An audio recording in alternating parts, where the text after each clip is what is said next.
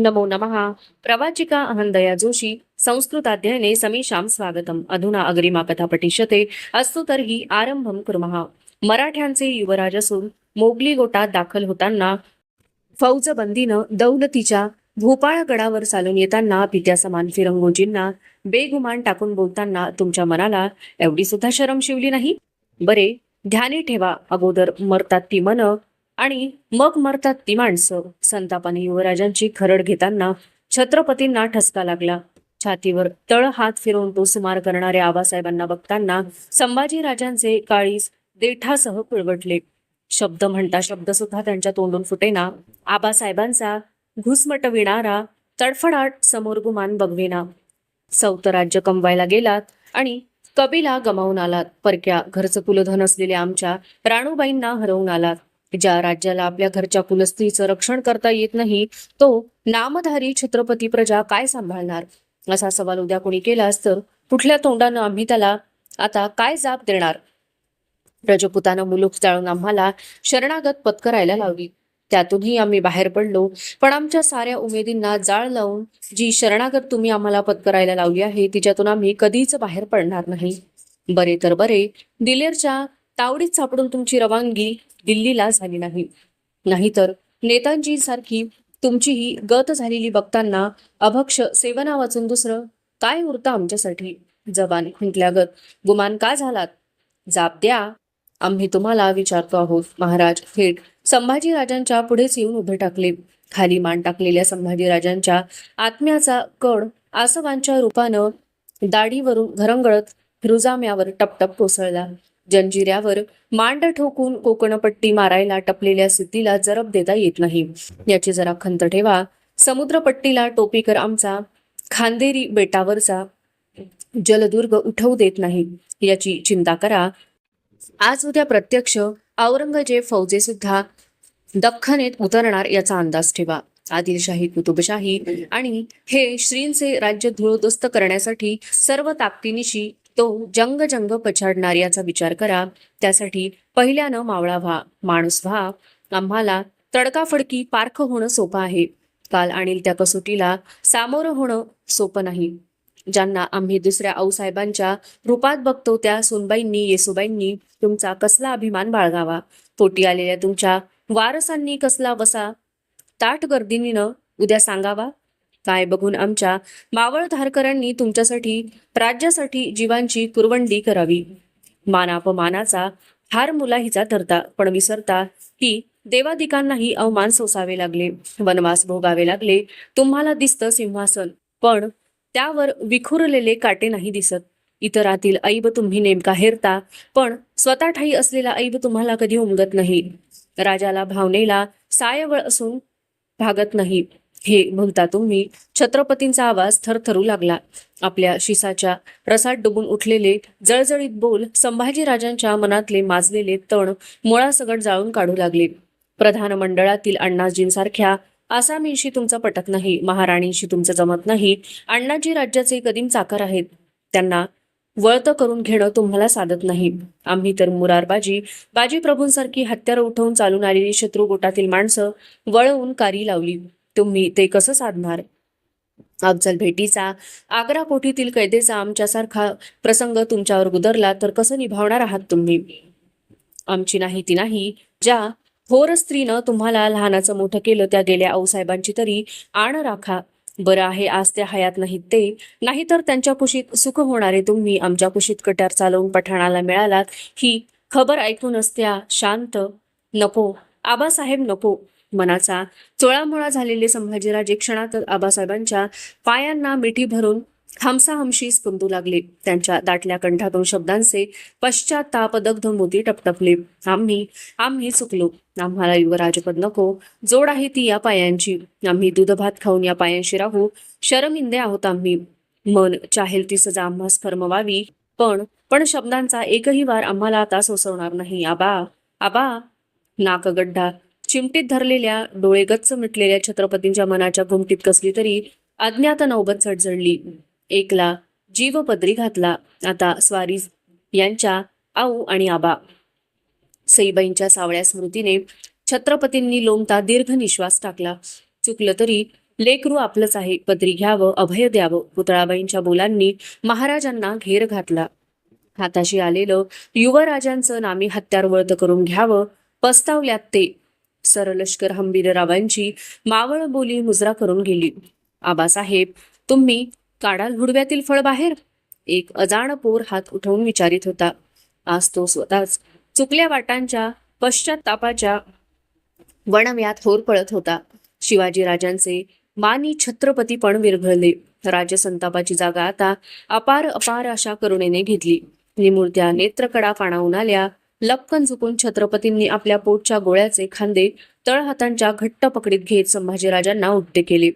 आपली पाणथर नजर आपल्या फर्जंदांच्या पाझरत्या डोळ्यात खोल गरतून क्षणैक डोळ्यांनीच त्याला उदंड काही सांगितले. दुसऱ्याच क्षणी चिंब घोगरट बोल त्या सर्जा राजाच्या ओठांतून अडखळत बाहेर पडले. लेकरा, कुठं गेला होतास? असा कसा रे चुकलास? रात्रभर पारखा झालेला सूर्यगोल दिवस कुटीला उगवतीने हात पसरून आवेगाने कुशीत घ्यावा, तसे छत्रपती शिवाजी महाराजांनी शंभूराजांना आवेगाने छातवानाला घट्ट बिलगते घेतले. पिळाची दोन भोसलाई छाताडे एकमेकांना खूप काही सांगून गेली. अभिषेक घेतलेल्या छत्रपतींच्या नेत्रातले पावन तीर्थ संभाजीराजांच्या टोपावर उतरले. पन्हाळा त्या पावन मनोमिलनाने कृतार्थ झाला. पन्हाळ्याच्या बाले किल्ल्यातील खाशा सफरेत महाराज बैठकीवर बसले होते. त्यांच्या पायगती मांडलेल्या बिछायतीवर संभाजीराजांनी बैठक घेतली होती. किल्लेदार विठ्ठलपंत हंबीरराव, हिरोजी फर्जंद, सोनाजी व कृष्णाजी बंकी, बहिर्जी इंगळे, बाबाजी ढोंढेरे, सूर्याजी विचारे अशी मंडळी आदब धरून सदरेत उभी होती. कोल्हापूरहून आलेले जनार्दन पंत सुमंत आणि कोकण सुभ्याचे सुभेदार रावजी पंडित आपणाला छत्रपतींनी का पाचारण केले असावे या विचारात एका बगलेला खडे होते. त्यांच्या शेजारी उमाजी पंडित होते. जनार्दन पंत असे पुढे या. महाराजांनी जनार्दन पंतांना फरमावले. जी म्हणत हात जोडून पंत बैठकी सामने आले. युवराज, हे कोल्हापूर तर्फेचे अधिकारी, आजपासून प्रांत पन्हाळा राखून तुम्ही इथे राहायचे आहे. हे कोकण सुभा रावजी पंडितजी तुमच्या दिमतीला राहतील. छत्रपतींनी रावजींच्याकडे हात उठविला. आज्ञा स्वामी म्हणत रावजींनी बैठकीला नमस्कार दिला. स्वामी, एक पेच आहे, आज्ञा होईल तर. रावजींनी आपल्या सुभ्याचा मुद्दा पेश केला. बोला, काय आहे? राजापूर बंदरात टोपीकरांची काही गलबत नांगर टाकून आहेत. त्यावरून कुणीच बंदरात उतरत नाही. गलबतही हाकारीत नाहीत. काय करावं? येर गटावी? बोला युवराज, तुमच्या अखत्यारीतल्या या मामल्याला तुम्हीच तोड सांगा. कोकण सुभ्यांना महाराजांनी हसत संभाजीराजांना पुढे घातले. संभाजीराजे क्षणभर विचारात झाले. रावजींना निरखतांनी सवाल घातला. गलबत कुणाची आहेत? फिरंग्यांची, गोऱ्यांची, डचांची की फ्रेंचांची? काही अंदाज? जी, फ्रेंचांची आहेत. रावजींनी तपशील दिला. मग त्यांच्या गलबतांवर आपले खलाशी पाठवून ते व्यापारासाठी आले असतील तर दोस्तांना राखावा. ते आम्हाला हत्यारे पुरवितात. बिलकुल ठीक. महाराज समाधानाने हसले. युवराज, तुम्ही कोकणपट्टीच्या आरमारावर या रावजीच्या मदतीनं देख ठेवा. छत्रपतींची चर्या प्रसन्न होती. हे सोनाजी बंकी, बाबाजी, तुमचे कविगुरु उमाजी पंडित पन्हाळगडीस तुमच्या तर्फेने राहतील. आमचा फेर हुकूम होईतो हा पन्हाळा प्रांत रक्षून असा. दिलेर सर्जा या भागाचा केव्हाही मोहरा धरतील त्याचा अंदाज ठेवा. सदरेतील प्रत्येक असामी ध्यान ठेवून महाराजांचा प्रत्येक बोल ऐकत होती. सर्वांना जाणवत होते की छत्रपतींचा आवाज नेहमीसारखा तर्फेचा नाही. त्यांची चर्या सुमार आहे. गालापासून नाकाचा फेर वर उचलल्यागत दिसतो आहे. विठ्ठलपंत मंडळींना वेळे द्या. युवराज, चला शिवलिंगाचे दर्शन करून येऊ. महाराज बैठकीवरून उठले. संभाजीराजांना बरोबर घेत महाराज बाले किल्ल्याबाहेर पडले. मागून येणाऱ्या विठ्ठलपंत हंबीरराव रावजी यांना त्यांनी हात इशाऱ्याने दरवाजातच थोपटे केले. सांजवत आल्याने गडाच्या जांभूळ, वड, पिंपळ, आंबा, चाफ्यांचा गर्दाव्यात कलकलणारे पक्ष्यांचे थवे उतरत होते. नगारखान्यावरून उठलेली सांज नौबतीची दुडदुड पन्हाळ्याच्या रानावर उतरून फिरावत होती. पाठीशी कोणीच घेतले नाही. त्या अर्थी आबासाहेब काही मनसे बोलणार आहेत याचा संभाजीराजांना केव्हाच सासूद आला. पण ते काय बोलणार आहेत याचा थांग मात्र त्यांना काही येईना. शिवालयाची घुमटी आली. पुजाऱ्याने स्वाऱ्यांना नमस्कार केला. घुमटीपर्यंत येईतो तिथे पुजारी असणार याचा विचार छत्रपतींना स्पर्शला नव्हता. क्षणात त्याला कसा हटवावा हे त्यांनी बांधूनही टाकले. पुजारी सोमेश्वर टाक्यावरच्या पिंडीच्या दर्शनास आम्ही येणार आहोत. किल्लेदारांना याची वर्दी द्या. तुम्ही टाक्यावरच्या देवळात आमची वाट बघा. जी म्हणत पुजारी बाले किल्ल्याच्या रुखाने लगबगीने निघून गेला. पितापुत्रांनी पायीच्या मोजड्या उतरल्या. मावळतीला चाललेल्या तापदेवाला छातीशी हात नेऊन महाराजांनी वंदन केले. एकदा तो नारिंगी पिवळा तेजोगुळ डोळा भर बघून घेतला. आत या असे संभाजीराजांना म्हणत छत्रपती घुमटीच्या दगडी चौकटीला टोप थटणार नाही याची दक्षता घेत वाकून घुमटीत प्रवेशले. त्यांच्या मागून संभाजीराजे घुमटीत आले. बेलफुलांनी आच्छादलेली रंगरूपी पिंडी ठाणवयांच्या मंद प्रकाशात अभिषेक पात्रातील एक अलग थेंबावळ अंगावर घेत होती. पितापुत्रांनी गुडघे टेकून तिच्या समोर माथे नमविले. वर होत हात जोडून नमस्कार घातले. शंभू, ही रंगरूपी पिंडी आहे. आम्हाला सांगत आलेली की माणसाच्या हयातीला ही कैक रंग असतात, सुखदुःखांचे. पिंडीवर नजर जोडीत महाराज क्षणभर थांबले. हिला साक्ष ठेवून आम्ही काय सांगतो आहोत ते सावध चित्तानं ऐका. ही पिंड खालच्या शाळुंकेत एक जीव झाली आहे, म्हणूनच साजून दिसते. तुम्ही आणि रामराजे आम्हाला असेच वाटतात. तुम्हा दोघांना आम्ही वेगळं कधीच बघितलं नाही. दोन डोळ्यांसारखे आहात तुम्ही उभयता. आम्हाला आणि आमच्या रयतेलाही. ते अजाणा आहेत, तुम्ही भरीचे आहात. आता अधिक काल आमचा भरोसा नाही, म्हणूनच जे स्वप्नी सुद्धा आम्ही कधी मनी आणलं नसतं ते करणार आहोत. तुमच्या आणि राणीसाहेबांच्या मनाचा मेळ कधी पडणार नाही.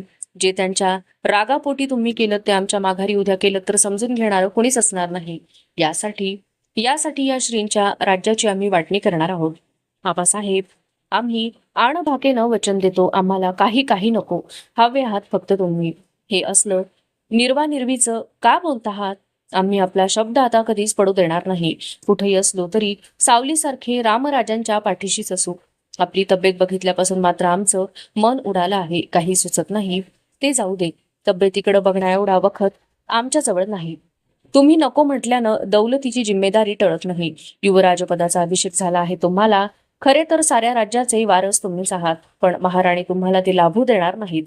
जे करून बसला आहात त्यानं तुमचा इतबार प्रधान मंडळाला येणार नाही. यासाठी कर्नाटक फाट्याचं तुंगभद्रेपासून कावेरी पावेतो जिंजीचं राज्य आम्ही तुमच्या अखत्यारीखाली देणार आहोत. गोदावरीपासून तुंगभद्र पावेतो उत्तरेकडील रायगडाचं राज्य रामराजांना सुपूर्द करणार आहोत. ते जाणते होईपर्यंत प्रधान मंडळ या राज्यावर देख ठेवील. या निर्णयानं तुमची आणि महाराणी मतभेदांची कारण निकाली पडते. तृप्तीआड दृष्टी भली असते. बोला, यावर काय इरादा आहे तुमचा? आबासाहेब, आमचे मोल हरवून बसलेत. आम्ही सच्चेपणे आपल्या चरणांच्या शपथेवर कळवळून सांगतो आहोत. दौलतीचा काडी इतकाही विचार तो आमच्या मनी नाही. आम्ही रामराजांना परके मानित नाही. आम्हाला आपणाला दिल्या यातनांची हंत हयातभर पुरेशी आहे. आपण स्वतःला जपावं. एकट्या आम्हालाच नाही तर असंख्यांना आपण पित्याच्या ठायी आहात. आमचं एकच मागणं आहे. सांगा, आपण ठरवून कुठंतरी निवांत स्थानी आराम घ्यावा. रायगडी आपणाला तो मिळणार नाही. राजे, आता आम्हाला रायगडाशिवाय कोण आराम देणार? आमच्या आऊसाहेबांची छत्री तिथं गड पायथ्याला आहे. आता अधिक काळ तुम्हाला आमची चिंता नाही करावी लागणार. आम्हाला पन्हाळा सोडताना चिंता वाटते आहे ती तुमची. एक ऐकाल? आज्ञा व्हावी. संभाजीराजांनी महाराजांवर डोळे चोळले. एरवी महाराज बोलत असले की बोलतेच राहावे असे त्यांना वाटायचे, पण का कोणास ठाऊक आज आबासाहेबांनी अधिक बोलूच नये असे त्यांना वाटत होते. त्यांच्या बोलण्याला गहिऱ्या दुःखाची मनाची कातर करणारी गूढ छटा होती. म्हणून शंभू बाळ, आमचं हे सांगणं कधी झोपेत सुद्धा विसरू नका. एका मातब्बर गनिमाच्या औरंगाच्या तडाख्यातून तुम्ही 2 वार सही सलामत सुटला आहात. पुन्हा चुकून सुद्धा त्याच्या तावडीत फसण्याची गफलत कधी करू नका. आता आम्ही सांगेतो पन्हाळा प्रांत सोडू नका. आई जगदंब तुमचं भलं करणार थोर आहे. चला. संभाजीराजे घुमटी बाहेर पडण्यासाठी पुढे आले. त्यांना हात आडवा टाकून रोखत महाराज शांतपणे म्हणाले, शिवपिंडीची अर्धप्रदक्षिणा विसरलात. ह्याती अर्धप्रदक्षिणा घालून होताच शिवाजी महाराजांनी ओणवे होत रंगरूपी पिंडीवरील एक बिल्वदल हलकेच उचलले आणि ते संभाजीराजांच्या तळ हातावर ठेवीत ते म्हणाले, तुम्ही उपजलात तेव्हा तुमची कुंडली मांडणाऱ्या ज्योतिषानं भाकीत केलं होतं. तुम्ही साक्षात रुद्राचे अवतार आहात. उंच गडकोटावर राहाल, प्रलय माजवाल. पण काय महाराज साहेब, पण रुद्र जसा आप्तगणांकडून फसला तसाच योग तुमच्या कुंडलीत आहे. तुम्ही 2 वर्षांचे असताना एकदा आप्तगणांकडून फसलात, तुमच्या मासाहेबांकडून. युवराज झालात आणि फसलात तुमच्या थोरल्या आऊंकडून. कुणी सांगावं, आम्हीही तुम्हाला फसवू, कडी सजा फरमावू. आम्हाला विश्वास आहे तुम्ही रुद्र आहात, ती धीरानं पचवाल. आबासाहेब केवढे गूढ बोलले ते संभाजीराजांना किती कळले कोण जाणे. ते पिता पुत्र शिवालयाबाहेर पडले तेव्हा उभा पन्हाळगड धुक्याच्या पटलाने पार वेढून टाकला गेला होता. अवशिष्टा कथा अग्रिमे भागे पठिष्यते. अस्तु तर्हि पुनर्मिलामः. तावन् मंगलं भूयात्, शुभं भूयात्. नमो नमः. धन्यवादाः.